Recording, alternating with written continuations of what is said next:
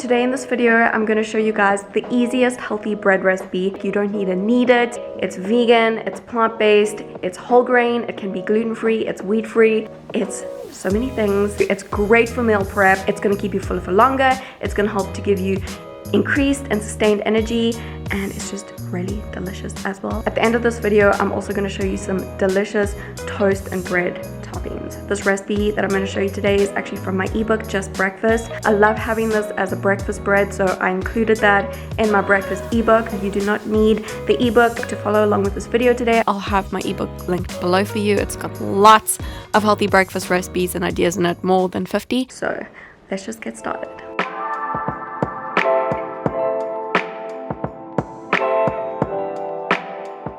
You can start preheating your oven to 360 degrees Fahrenheit.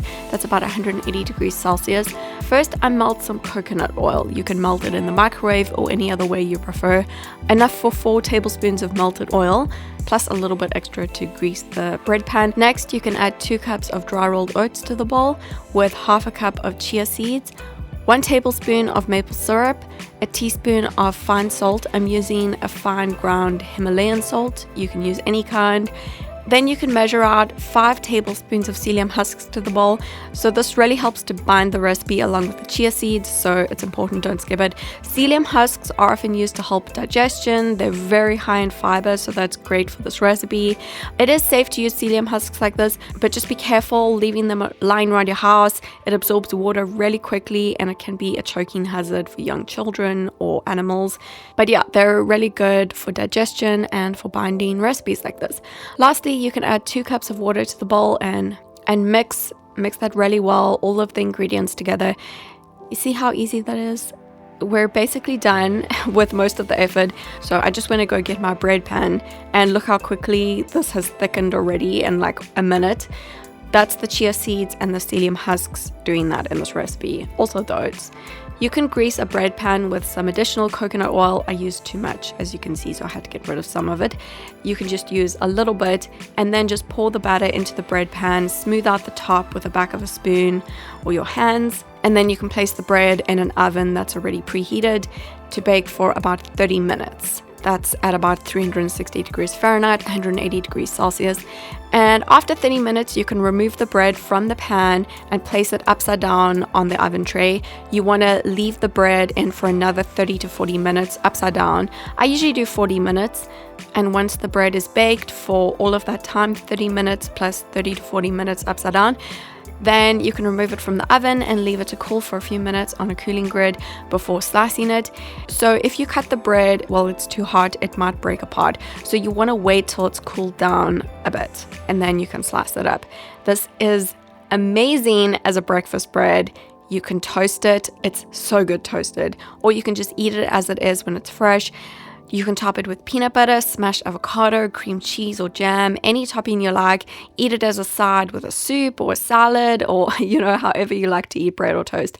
I love to add avocado slices on top with some salt and pepper. Just really, really nice and simple. It's a more savory option, and I always love avocado on bread or toast. You can cut the slices thicker or thinner. When I toast it, I actually like to cut it much thinner and toast it for quite a long time to get it, toasty. Here I toasted the bread first, and then I added some almond butter that I'd already mixed together with some cocoa powder, coconut sugar, and a pinch of sea salt to make a homemade healthy Nutella type thing. Then I added some raspberries on top. This is really yummy.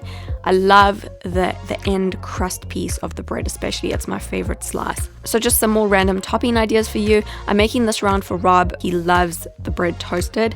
So when I make it for him, I just do it plain with butter. So I'm making that for him now. And he also likes butter with cheese.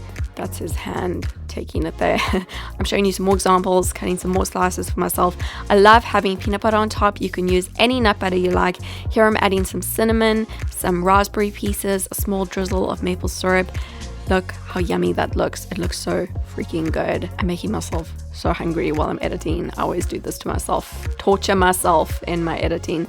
The crust is nice and crispy because I toasted it first, And when you toast it first, it makes the toppings all melty. Back again with another 2 slices toasted, peanut butter on the one, vegan cream cheese on the other. I use the brand Via Life. cinnamon on both slices, so I'm showing you two options here. Dark chocolate chips on the peanut butter one. I use Lily's dark chocolate chips. Then some raspberries and blueberries on the cream cheese one. And then drizzle a little bit of maple syrup onto each one, just a little bit. The chocolate chips get all melty and delicious when the bread is toasted. So good. Oh my gosh. Yum. This is, oh my gosh. I'm hungry now. Both these topping combinations are really good. Just look at that meltiness. I can't handle this. I love the end piece, as I said, the crust. Toast it, leave it untoasted, whatever. Just plain and simple peanut butter on top is so good too. It's a classic toast topping. You can't go wrong with it. So this oat and chia bread recipe is from my ebook Just Breakfast. As I said, some of these toast topping ideas are also from my ebook. There's lots of toast topping ideas and more than 50 healthy, low calorie breakfast ideas in the ebook. I specifically created these recipes to be simple, easy to make, ideal for weight loss, getting into shape, getting healthy.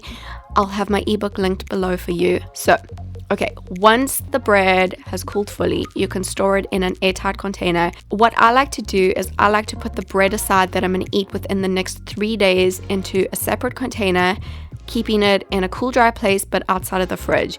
And then whatever's not going to be eaten within the first 3 days, it's really important to store it in the fridge to keep it fresh. And that bread that's stored in the fridge, I'll toast it before I eat it. One loaf of this oat and chia bread makes roughly 16 slices. That's when I'm cutting bigger slices to eat as fresh bread. If you're going to toast it, I like to do thinner slices so it makes more than 16 slices.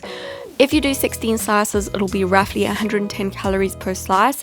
It's a really filling, dense bread that contains a lot of good fiber, good whole carbs, healthy fats, some protein too.